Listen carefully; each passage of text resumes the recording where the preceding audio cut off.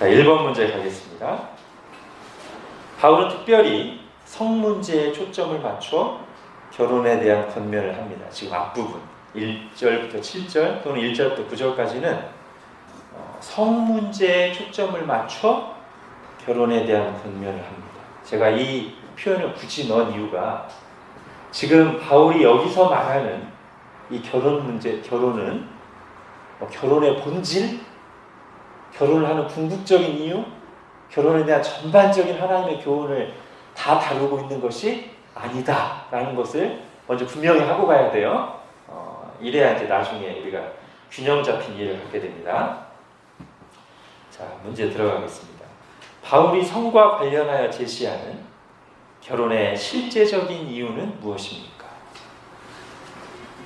2절에 음행을 피하기 위하여 결혼해라. 9절에 성적인 욕구를 절제할 수 없거든 결혼해라. 정욕이 불가시하는 것보다 결혼해라. 예, 이게 지금 바울이 이 성 문제와 관련해서 얘기하는 결혼의 실제적인 이유입니다. 그러니까 지금 여기서 나오는 이 이유가 결혼의 유일한 이유라든지 주된 이유라는 말이 아니라는 거예요. 우리가 결혼을 제정하신 창세기에서 결혼을 제정하신 하나님의 뜻을 생각할 때 이거보다 훨씬 더 중요한 결혼의 이유들이 있습니다. 이게 지금 유일하거나 최고의 이유가 아니에요. 근데 지금 이 성과 관련한 문제에서는 이것도 결혼의 아주 실제적인 이유다라고 바울이 말하는 거예요. 자, 그래서요, 이걸 우리가 이제 조금 더 확대시켜서 적용해 보면, 성이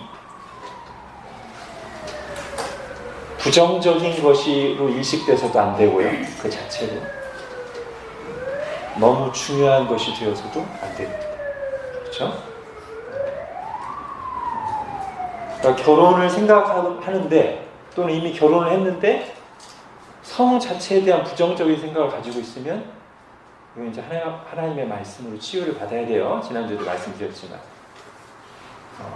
그 부분에 있어서만큼 영적으로 건강한 게 아닙니다. 다시 말씀드리지만 영적으로 건강한 게 아닙니다. 성에 대한 부정적인 인식을 가지고 있습니다. 그러나 또 반대로 결혼에서 마치 성이 제일 중요한 문제, 요게 조금 내게 만족스럽지 않으면 이혼까지도 생각해야 되는 정도로 성이 중요한 것이 되는 것도 역시 영적으로 건강한 게 아닙니다. 예를 들면 굉장히 세상적인 사람 또는 서구가 그렇죠. 거의 결혼 또는 사랑 이꼬르 성처럼 돼 있어서 그 부분이 만족이 안 되면 계속 파트너를 바꾸는 그 자체로 타락한 것이고 영적으로 건강한 게 아닙니다. 그래서 성은 결혼과 뗄래야 뗄 수 없는 것인데 그래서 부정적으로 봐서도 안 되고 너무 중요한 것이 되지 않도록 적당한 위치에 잘 놓아야 돼요. 그럼 그게 하나님 우리에게 주신 좋은 선물이 되고 하나님의 뜻을 이루는 도구가 됩니다. 그렇죠? 자, 그러면서 이제 우리가 2절을 조금 더 생각해 보면 이런 의미들을 우리가 또 추출해낼 수 있습니다. 음행을 피하기 위하여 결혼하라. 이 말은 두 번째 문제에 나오듯이 음행이란 말에 가장 그러니까 성경적인 기본 개념이 뭔가가 여기 사실 들어있다고 볼 수 있어요. 네? 성경이 말하는 음행이 뭔가에 가장 기본적인 개념이 지금 2절에 들어있다고 볼 수 있다고. 그게 뭐예요?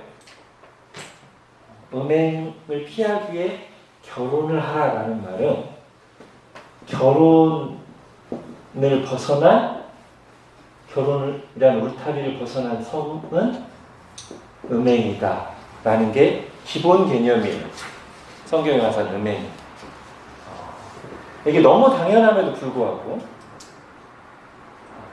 세상이 이제 늘 가장 하나님을 떠날 때 기준이 모호해지기 쉬운 게 성이라고 제가 지난주도 말씀드린 것처럼 이 부분을 여러 가지 이유로 합리화하는 사람들이 있기 때문에 세상 사람들이 그래도 우리도 그런 사람들 얘기를 많이 듣고 그런 드라마를 막 보다 보면 이 부분이 헷갈릴 수 있기 때문에 마치 사랑이라는 이름으로 하면 음행이 아니고 결혼을 했더라도 사랑 없는 관계는 음행이고 세상의 관점입니다. 사랑이 너무 중요한 것임에도 불구하고 우리의 감정이나 이거는 좀 왔다 갔다 할 수 있잖아요.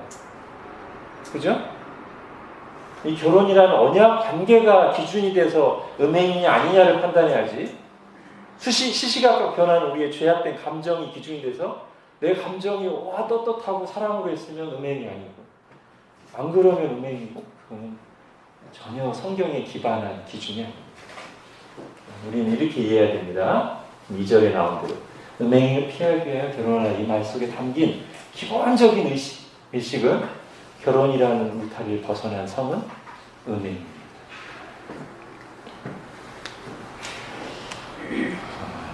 자 여기서 이제 지금 바울이 이 문제를 1절부터 7절까지 또 1절부터 9절까지 뭐와 연결시키고 있냐면 독신과 연결시키고 있고요. 요거까지 같이 살펴보고 나면 이제 아까 제가 말씀드린 2절과 9절이 가진 약간 조금 결혼 또는 성을 폄하하는 것 같은 부정적인 뉘앙스를 잘 정리할 수 있을 것 같습니다.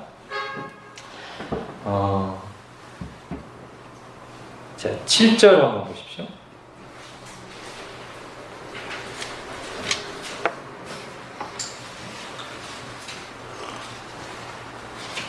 절 같이 읽겠습니다. 시작.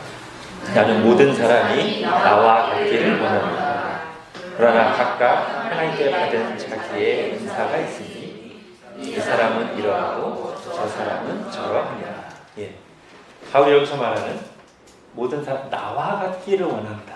그러니까 8절에 부연 설명돼 있죠.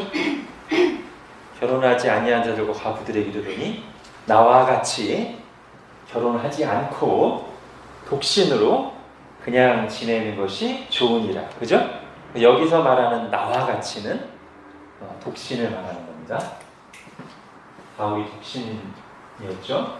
독신 선교사였고 바울은 그것을 귀하게 여겼습니다. 독신의 상황에서 다른 것에 얽매이지 않고 온전히 하나님께 헌신할 수 있는 것에 대해 바울은 굉장히 좋게 여기고 감사했어요. 그래서 여러분 7절을 보면 어떤 게 생각납니까? 7절에 나온 이 표현을 보면 언뜻 이거랑 비슷한 구절이 뭐냐면 사도행전 26장인가에 바울이 재판받을 때요. 그 왕과 총독 앞에서 재판받을 때 바울 누가 왕이 그랬나요? 아그리빠 왕이 바울을 미쳤다고 하니까 바울이 재판장에서 전도하는데 야 바울아 네가 너무 많이 배워서 미쳤구나 했더니 바울이 뭐라고 해요?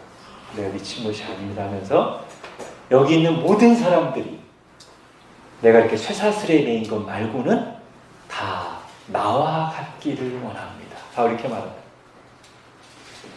거기서 나와 같기를 물론 독신 행사를 말하는 게 아니고 자기처럼 예수님을 알고 정말 예수님에게 집중해서 예수님을 뜨겁게 사랑하는 삶, 하나님께 쓰임받는 삶.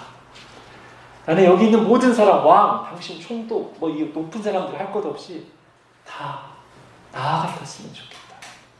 야, 그죠? 여러분 우리가 이런 말을 할 수 있으면 얼마나 감사할까요? 내가 세상의 지위가 어떻든 내 상황이 어떻든지 간에 나와 같았으면 좋겠다. 저 사람도 나처럼 예수 믿었으면 좋겠다. 저 사람도 나처럼 신앙생활 했으면 좋겠다. 어때요 여러분? 저는 바울의 이 말을 볼 때마다 도전이 됩니다. 과연 나도 다른 사람들에게 야 나처럼 신앙생활 했으면 좋겠다. 저 사람도 하나님 앞에 기도하면서 하나님 제게 베푸신 은혜를 저 형제에게도 베풀어 주세요. 저 형제도 저처럼 신앙생활 하게 해주세요. 어떻습니까? 저는 가끔 그렇게 기도합니다. 여러분, 바울이 여기서 나와 같길이라고 말할 때는 그래서 이제 이렇게 생각하면 가장 낫겠죠. 독신 자체보다도, 그죠? 물론 여기서 독신을 말하는 겁니다. 그러나 그냥 독신이라기보다는 독신으로서 정말 다른 것에 신경 쓰지 않고 온전히 하나님께 마음을 다 들여 헌신하고 주님과 동행하는 삶을 살기를 원한다. 그런 뜻이겠죠? 여기서 말하는 게 그런 뜻입니다.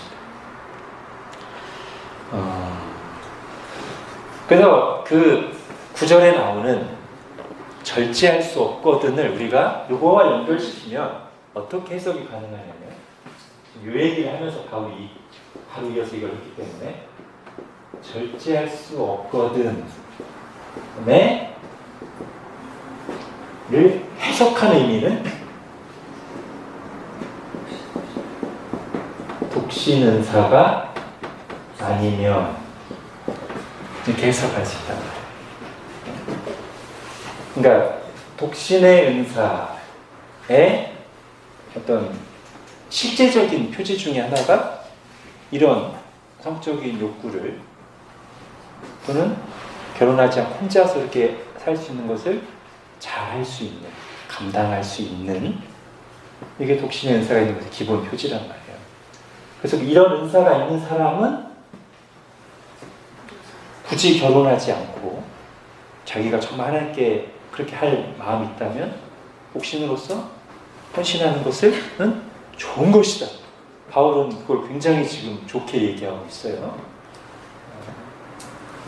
이게 이제 이런 의미란 말이에요. 그래서 2절도 그렇게 해석할 수 있다는 거죠. 음행을 피하기 위하여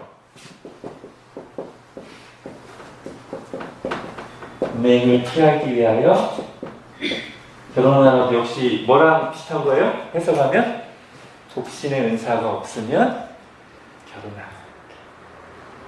그래서 저는 이제 어떻게 보냐면 요 2절이나 9절을 독신의 은사가 없다면 결혼하라를 굉장히 리얼하게 표현한 구절이 2절, 9절이다. 저는 그렇게 보는 것입니다.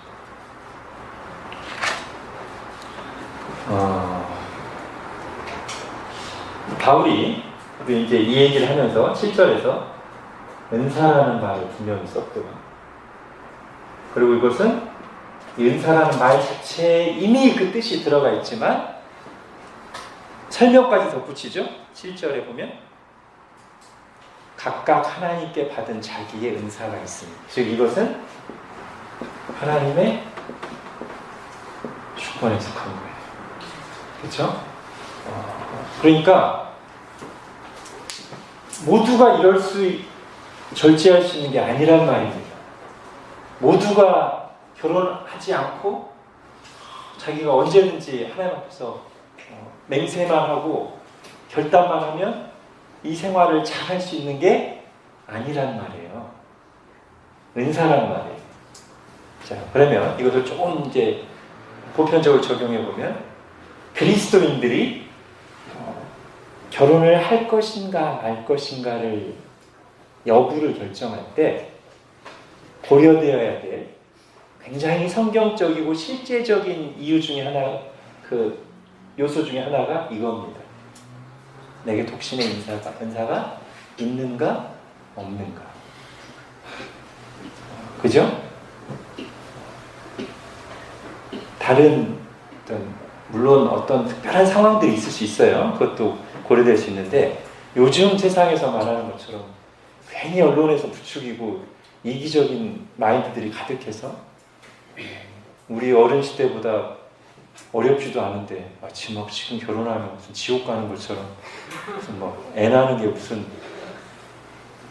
아무튼 너무 부정적으로 지금 자꾸 언론이 그 말을 만들어내고 그런 것은 그래서 거기에 편승해서 결혼에 대한 부정적인 이미지 등 때문에 결혼 여부를 결정하는 것은 기본적으로 하나님 앞에서 바라봄직하지 않습니다. 그보다는 결혼은 기본적으로 하나님 주신 선물로 이해하고 또 내가 하나님의 뜻을 이루기 위해서 해야 될 일로 기본적으로 생각하는 게 맞고요. 그러면서 요거를 생각해 볼 수 있겠죠.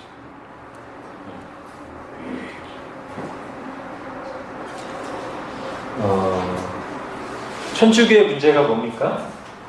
지금 말한 것처럼 독신은 은사인데 천주교는 이것을 그냥 의무로 해버렸어요.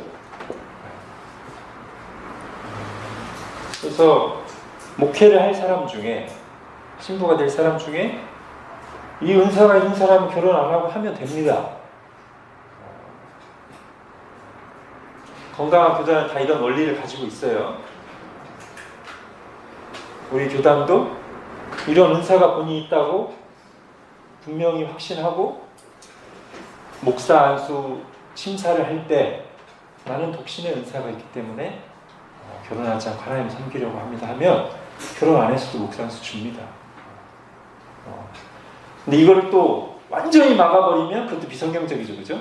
우리 교단은 결혼해야만 목사 안수 줍니다. 법입니다.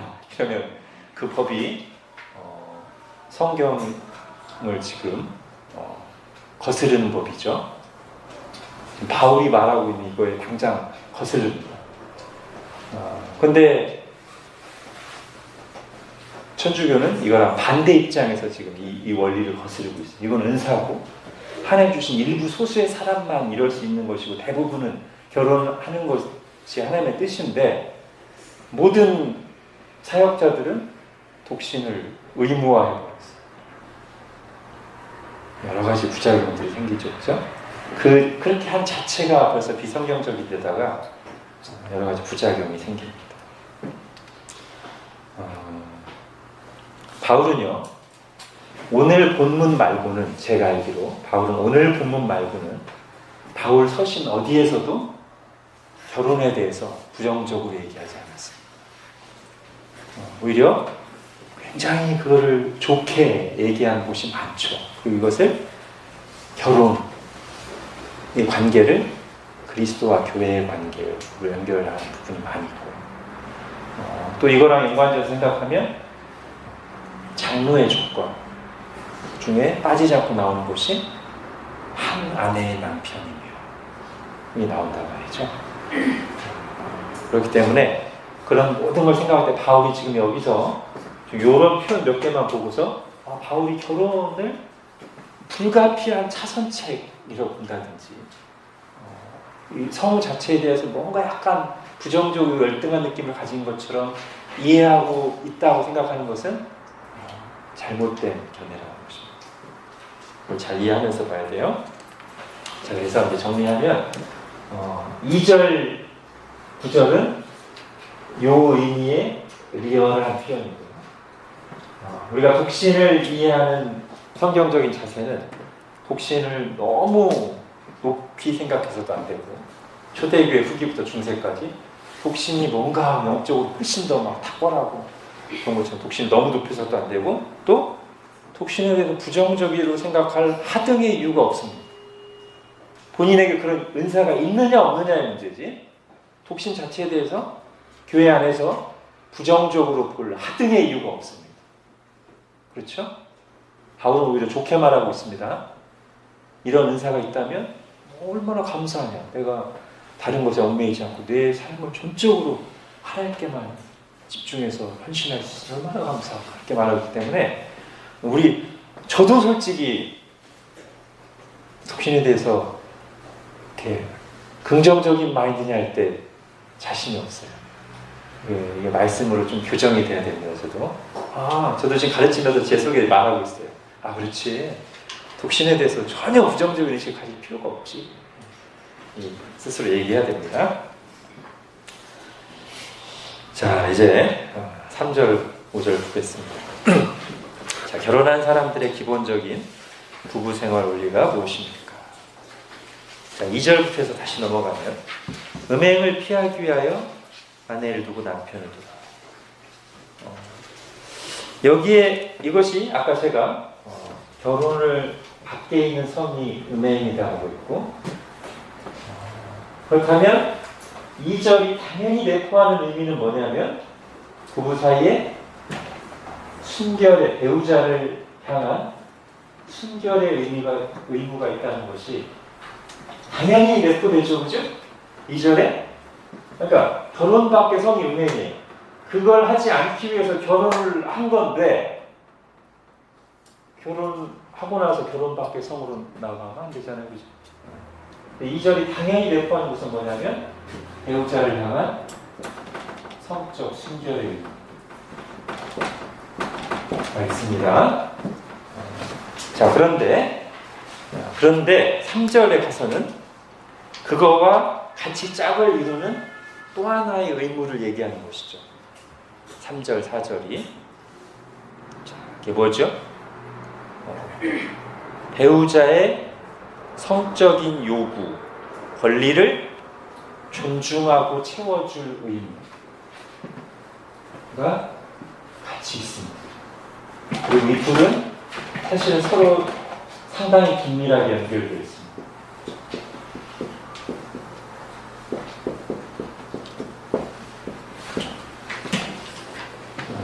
결혼한 사람들에게는 배우자를 위한 순결의 의무가 반드시 있고요. 또 하나 반드시 있어야 되는 것은 배우자를 향한 성적인 의무. 다시 설명하면 배우자의 성적인 권리, 요구를 존중하고 채워줄 의무가 있습니다. 그게 지금 3절, 4절입니다. 남편은 그 아내에 대한 의무를 다하고 아내도 그 남편에게 그렇게 할지라. 아내는 자기 몸을 주장하지 못하고 오직 그 남편이 하며 남편도 그와 같이 자기 몸을 주장하지 못하고 오직 그 아내가. 이걸 좀 풀어서 하면 아내 몸에 대한 권리는 남편에게 있고 남편 몸에 대한 권리가 아내에게 있다. 이런 뜻이에요. 그죠? 지금 4절이 말하는 게. 이걸 조금 대화로 제가 설명하면, 자, 아내가 남편을 딱 건드렸어요. 남편이요. 아, 왜 내 몸 건드려? 그럼 아내가, 그럼 아내인 내가 건드리지. 누가 건드리리? 그거예요, 지금 4절이. 당신 몸에 대한 권리가 그럼 나한테 있지. 누가 하리? 이거예요. 물론 이제 학대나 폭력은 당연히 배제되는 거고 정상적인 부부 관계를 말하는 겁니다.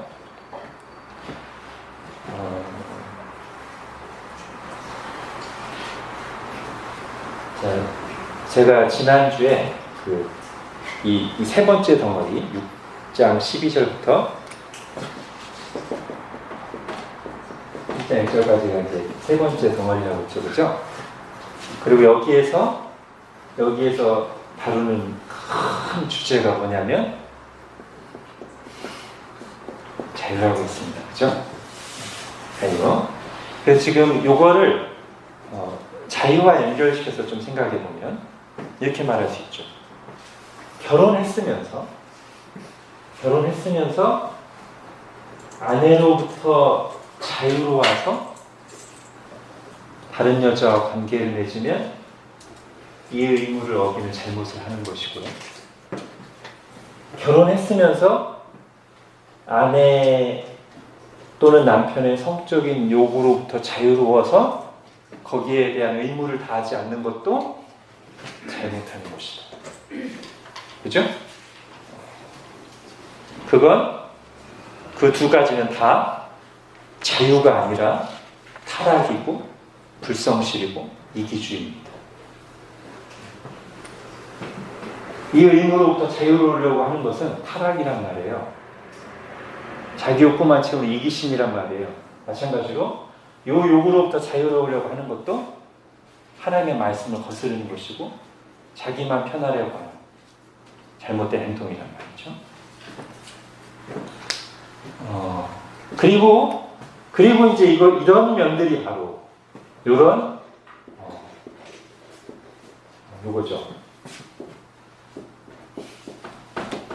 독점적인 관계이면서 서로에게 성실해야 할 의무. 이런 점들이 바로 결혼이 또는 부부관계가 하나님과 하나님의 백성이 하나님과의 관계에 비유되고 거기서 벗어나는 것을 우상숭배, 이것을 간음에 비유하게 되는 그런 요소란 말이에요. 저게가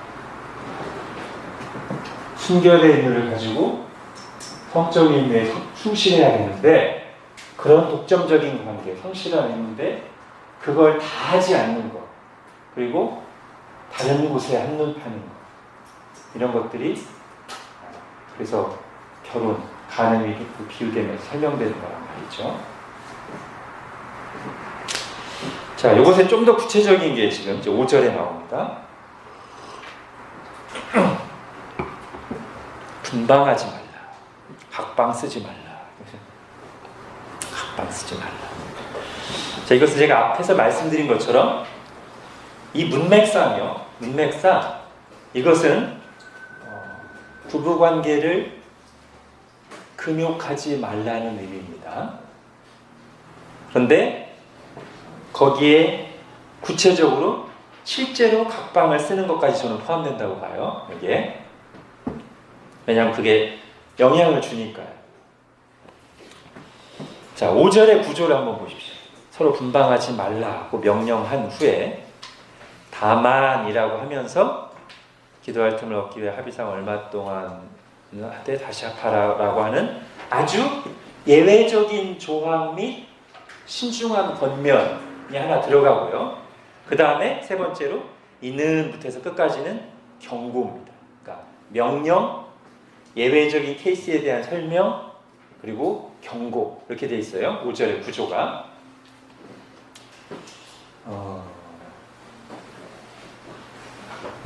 칼빈의 글을 한번 읽겠습니다. 이 5절을 주석하면서 칼빈이 이렇게 썼습니다. 자, 사탄은 실제로는 옳지 않은 일인데도 겉보기에는 옳은 것처럼 보이는 일들로 경건한 자들을 현혹해서 그들의 지각을 마비시키고 올바른 판단을 할 수 없게 만드는데, 성적인 문제가 바로 그 대표적인 예다. 어떻게 그러냐? 미혹된 경건한 자들은 성적인 것은 무엇이든지 다 나쁜 것이라고 생각해서 결국에는 아내와 동침하는 것은 그들을 부정하고 더럽게 만드는 것이라고 생각하게 되고, 거기서 한 걸음 더 나아가서 하나님이 그들을 결혼 생활을 하도록 부르셨음에도 불구하고 그들은 결혼 생활 자체를 버리고서 다른 종류의 삶을 사는 것이 합당한 일이라고 생각하는 잘못을 범하게 된다. 칼빈이 5절을 주석하면서 이런 말을 썼습니다.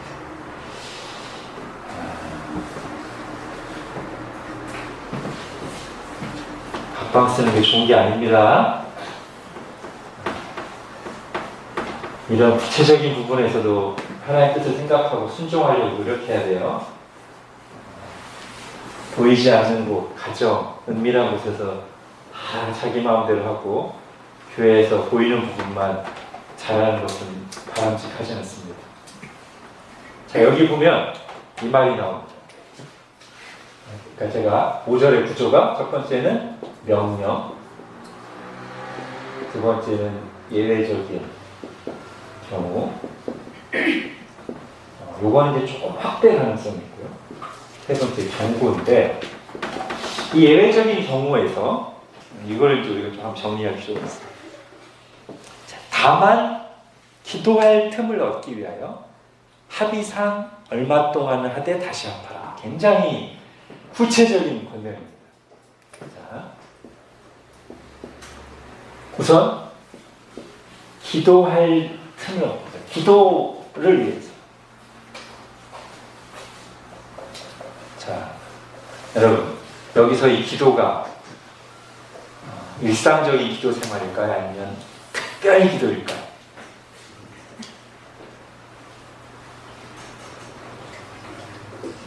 네. 특별이겠죠, 그죠? 이게 일상적인 기도로 해버리면 이게 힘들어져요. 자, 기도할 틈을 얻기 위하여 분방할 수 있다. 아, 바울이 기도할 틈을 얻기 위해서 분방할 수 있다고 했구나. 그래서 아내나 남편이 자, 이제 부부관계를 요구하는데 자, 빌립보서에 데살로니가서에 보니까 쉬지 말고 기도하라 했습니다. 쉬지 말고 전 기도해야 되기 때문에 말이 안 되고요. 기도는 우리는 늘 하는 사람들입니다. 늘 기도하도록 부름받은 사람들입니다. 그게 이거의 이유가 될 수는 없고요. 여기서 말하는 기도는 분명히 이 문맥상 특별하게 정말 어떤 하나님의 인도하심을 받고 뭔가를 간구하기 위한 기간을 정해놓은 특별 기도거나 아니면 정말 자기의 죄를 돌아보면서 금식을 곁들여서 정말 특별하게 기도하는 그럴 때 그런 걸 말하는 거겠죠, 그렇죠? 자, 그 다음에 합의성. 그런 경우에라도 그렇게 특별하게 기도하는 예외적인 경우에라도 반드시 어떻게 이 부부관계를 금욕해야 돼요? 합의상 해야 된다. 나 오늘부터 기도하니까 건드리지 마. 이렇게 일방적인 통보가 아니고요. 합의상 해야 된다. 왜냐하면 한쪽이 금욕을 하면 다른 쪽도 같이 금욕해야 되는 게 부부 사이잖아요. 그죠? 한 몸이잖아요, 말 그대로. 자기 혼자 정해가지고 결정해버리면 되는 게 아니라고요. 합의를 해야 돼요. 합의를. 상대의 동의를 얻어서 해야 된다고요. 한쪽 일방적이어서는 안 돼요. 그 다음에 얼마 동안, 물론 이 얼마 동안은 자, 우리 한 5년간 합의해 볼까요? 이런 게 아니죠. 이 말 자체가 짧은 기간 동안, 부득이하게 짧은 기간 동안 어떤 것에 집중하기 위하다는 뜻이에요. 이런 중요한 이유일지라도 합의해서 해야 되고 그 기간이 너무 길면 안 된다. 바울이 지금 굉장히 구체적으로 말하는 겁니다. 그리고 이 기간이 끝나면 와, 이거 한번 해보니까 괜찮은데? 한번 쭉 가볼까? 이게 아니라 다시 합하라.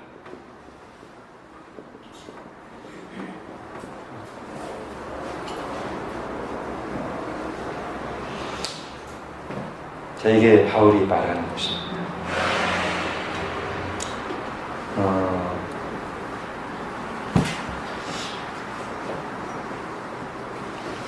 근데 칼리주석이 보면 이 부분에 대해서 이제 몇 가지 사람들이 생각할 수 있는 반론들을 이렇게 열거하면서 나오는데요.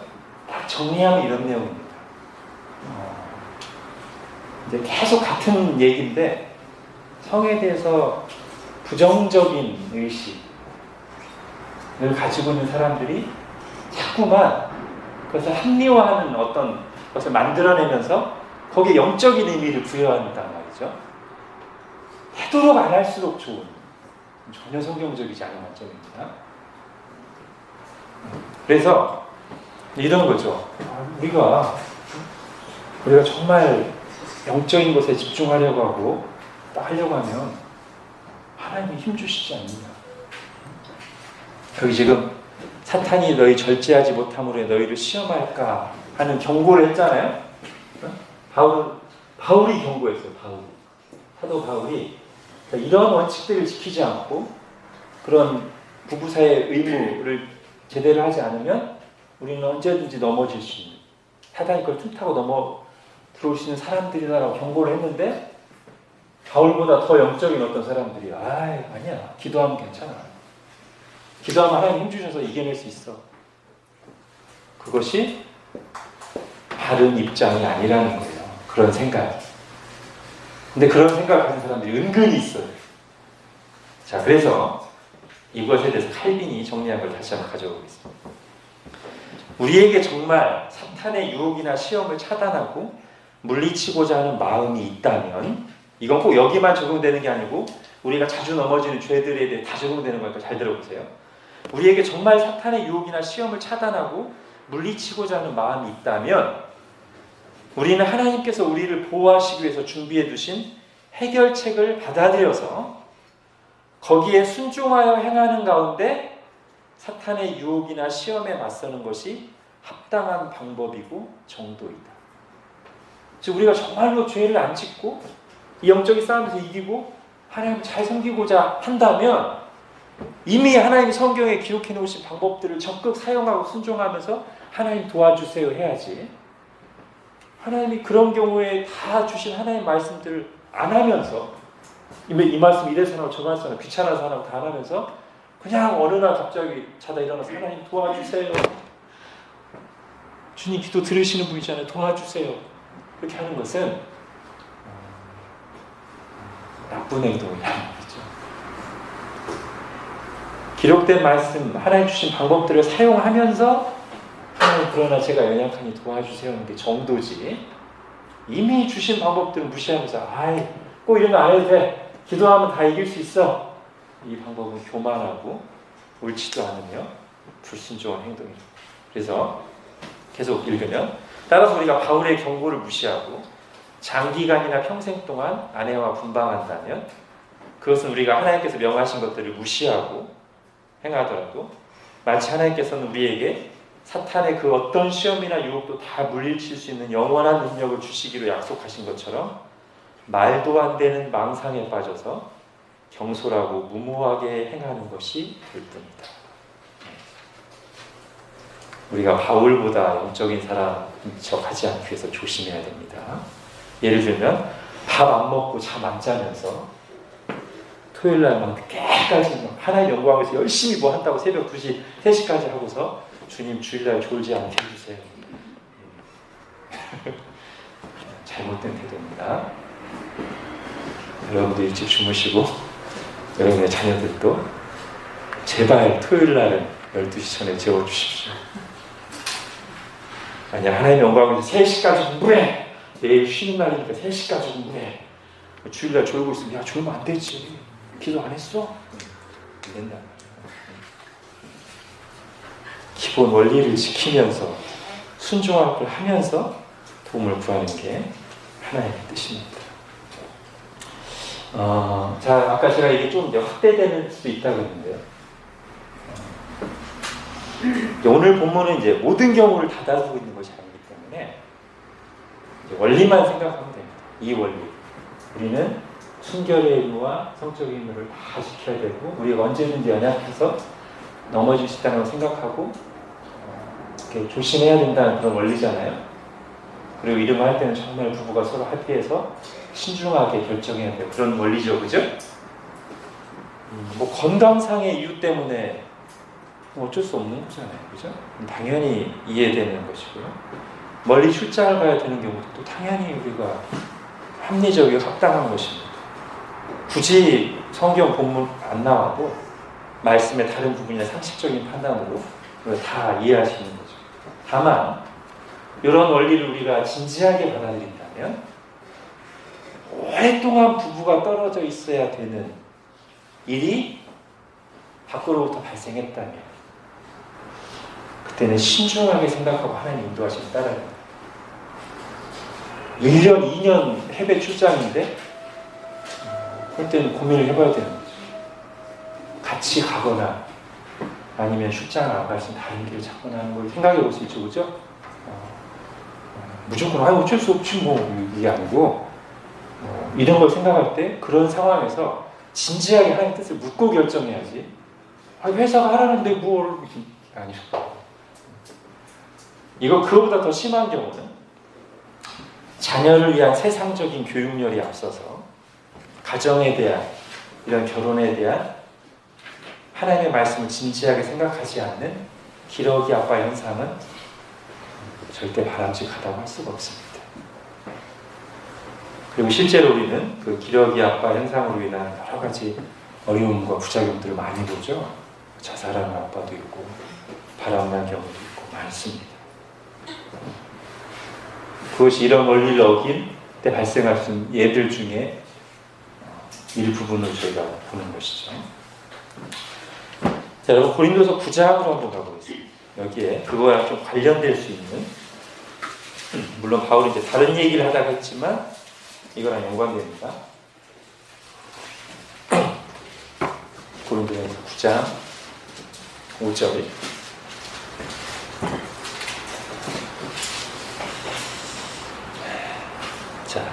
우리가 다른 사도들과 주의 형제들과 게바와 같이 믿음에 참여된 아내를 데리고 다닐 권리가 없겠느냐.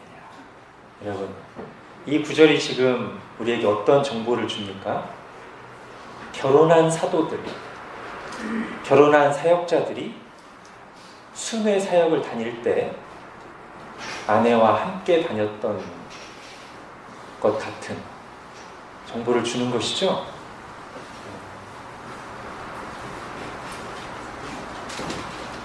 아니 왜 말씀 전하러 사역에 집중하라고 하는데 뭐하러 아내를 데리고 비용도 많이 들고 헌신적으로 집중해야지. 그게 아니란 말이에요.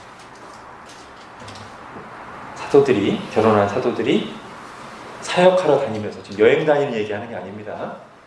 사역을 하러 다니면서 말씀 전하고 교회를 섬기러 다니면서 아내랑 같이 다녔다는 겁니다. 우리가 이런 것들을 진지하게 생각해야 됩니다. 자, 2번으로 가보겠습니다. 2번 이제 빨리 하겠습니다.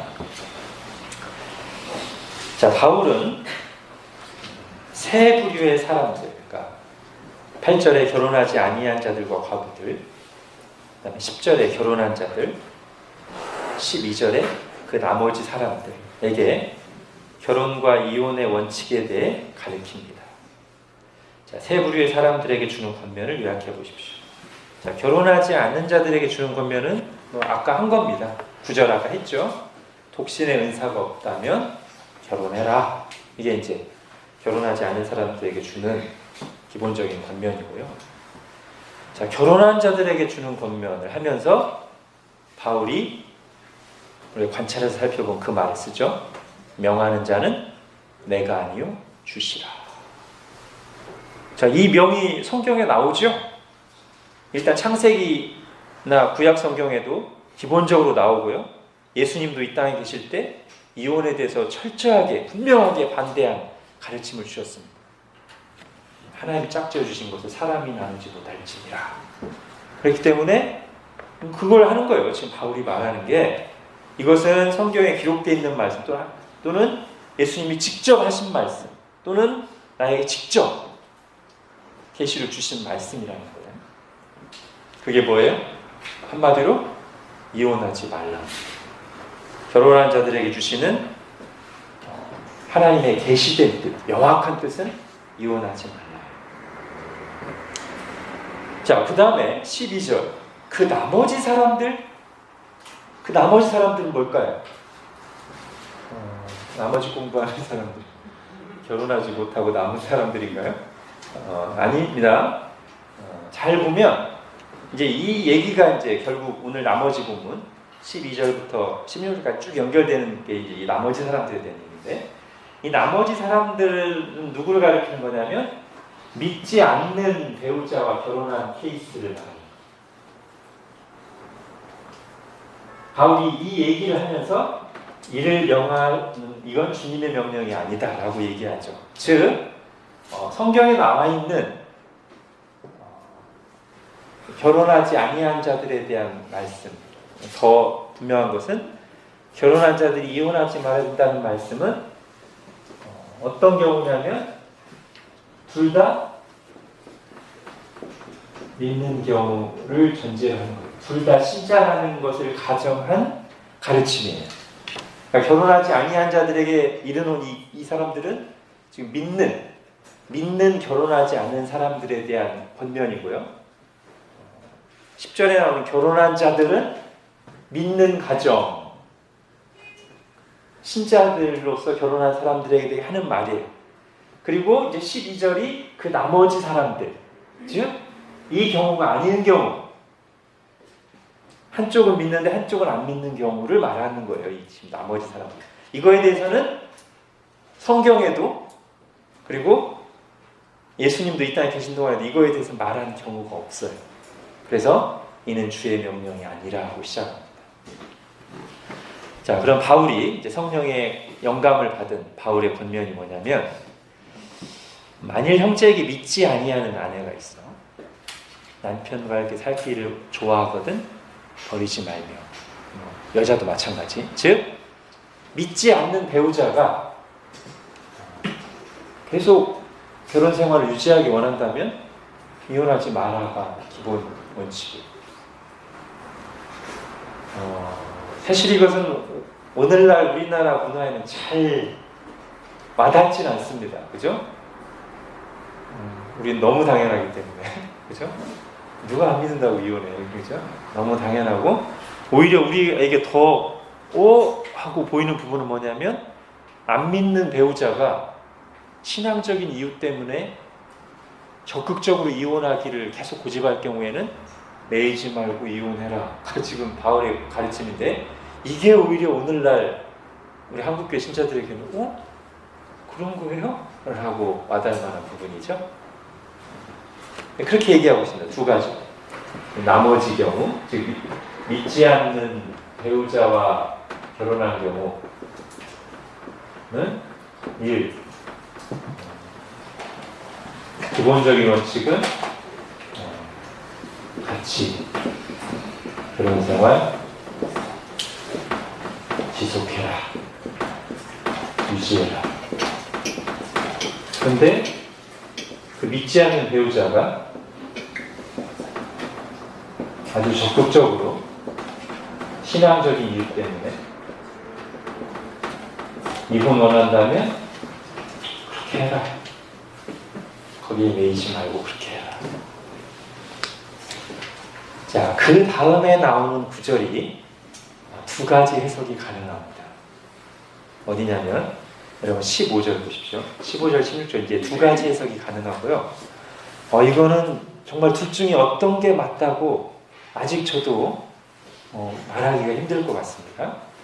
15절 믿지 아니하는 자가 갈리거든 갈리게 하라. 형제나 자매나 이런 일에 구애될 것이 없느니라 지금 했고요. 자, 그 다음에 나오는 말인데요.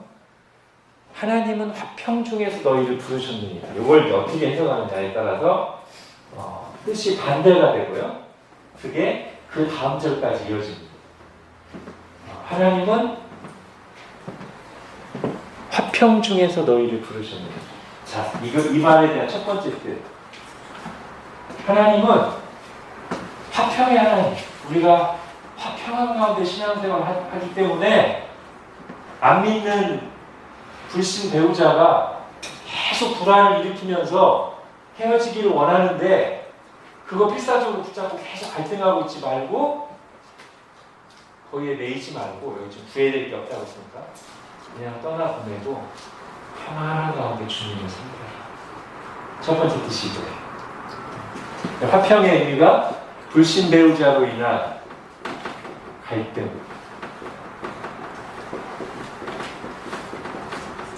갈등으로부터의 화평.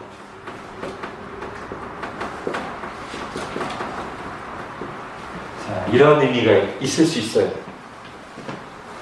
그렇게 되면 16절의 해석이 어떻게 되죠? 그러니까 이런 화평을 이해했다면 안 믿는 배우자를 위해서 갈등하고 계속 그렇게 하지 말고 이 경우에는 갈라설 수 있으니까 구애받지 말고 갈라서 그래서 화평 가운데 주님을 섬겨. 이렇게 해석을 했다면 그 다음 구절인 16절은 어떤 해석이 가능해요? 아내된 자여 네가 남편을 구원할지 어찌할 수 있으며 남편된 자여 네가 네 아내를 구원할지 어찌할 수 있으며 그야말로 어떤 한 사람의 구원은 하나님께 달린 건데 네가 계속 같이 산다고 해서 그 사람 구원할 보장이 어디 있어? 그러니 구애받지 말고 그 사람이 계속 헤어지기를 원하면 그 사람하고 헤어지고 화평한 가운데 사는 게 맞아. 이런 뜻을 해석되는 거예요. 그렇죠? 두 번째는 완전히 이제 반대 의미가 되는데 두 번째는 이 15절 뒤에서 나오는 화평이라는 것이 이제 그러나를 좀 살려서 자 갈려라. 갈리려면 갈려. 형 그래 구애될 게 없어. 그러나 하나님 화평의 하나님으로서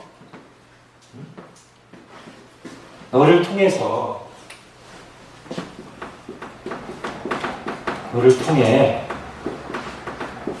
배우자가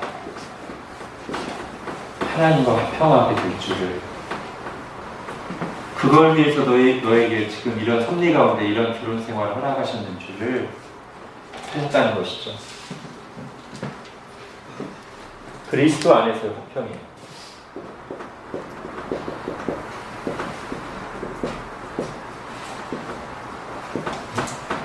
완전 다른 화평이에요. 그럼 이렇게 해석하면 16절은 어떻게 해석되는 거예요? 똑같은 말인데 아내 된 자여 네가 네 남편을 구원할지 어떻게 알아? 너를 통해서 남편이 구원받게 될지 어떻게 알아? 그러니까 인내하고 기도하고 남편에서 섬기면서 잘 이 십자가를 감당해. 하나님 너를 통해서 구원하실지 어떻게 하냐? 너를 쓰실지 어떻게 알아? 너 쓰실 거야. 그러니까 하나님 그걸 이루려고 하신다는 소망을 가지고 그렇게 하라는 거예요. 완전히 반대죠, 그죠?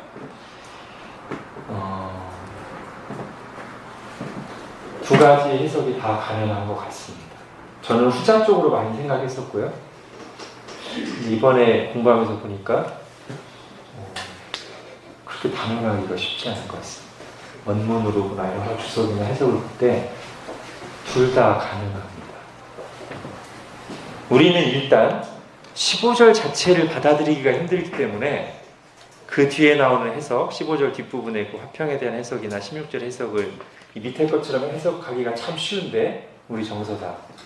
사실 15절을 그대로 받아들인다고 하면 이 위에 거의 해석도 가능한 것 같습니다. 그러나 우리는 이렇게 하고 싶죠, 그죠? 그리고 이걸 위해서 기도를 하고 있고 또 기도해서 하나님 은혜 주신 경우들이 많이 있고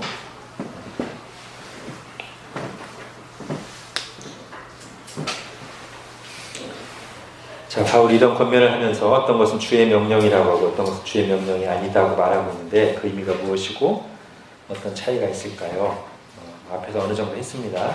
기록된 성경 말씀이거나 예수님 이 땅에 계실 때 말씀하셨거나 분명하게 아니면 바울이 직접 계시를 받았거나 한 것은 바울이 주의 명령이다 라고 한 것이고 성경에 기록되지 않았고 직접 계시받은 게 없는 경우에는 주의 명령이 아니라고 했어요. 그래서 이 전체가 다 하나님의 말씀입니다만 궁극적으로는 주의 명령이라고 된 것은 좀 보면 절대적인 자세를 가지고 지켜야 되는 것이고요. 주의 명령이 아니라고 한 것은 그런 쪽의 방향을 추구하는 것이 하나님의 기본적인 의도, 하나님 앞에서 바람직한 자세, 이 정도로 생각하면 맞을 것 같습니다.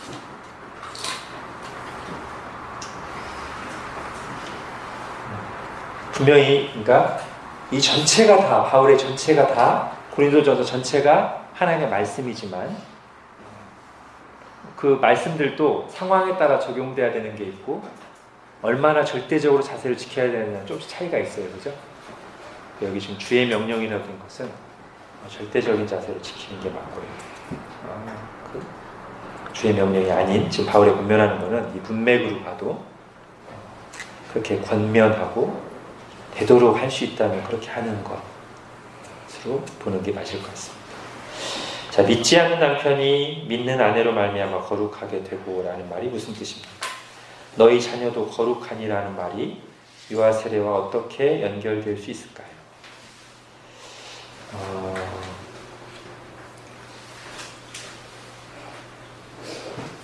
믿지 않는 사람과 결혼했다고 해서 그 결혼 자체가 부정하거나 또는 믿는 사람이 그 믿지 않는 사람과의 결혼 때문에 부정하게 되는 것이 아니라 오히려 믿는 사람이 거룩한 영향력을 끼칠 수 있다는 것을 말하는 걸로 보는 것이 가장 자연스러울 것 같습니다. 그 이상의 의미를 부여하려고 하면 좀 복잡해집니다. 아직 남편이 믿지도 않는데 아내가 믿는다고 해서 남편이 거룩한 사람인가? 그건 아니잖아요, 그죠? 그러니까 아까 제가 말한 정도로 이해하는 게 좋을 것 같고요. 그래서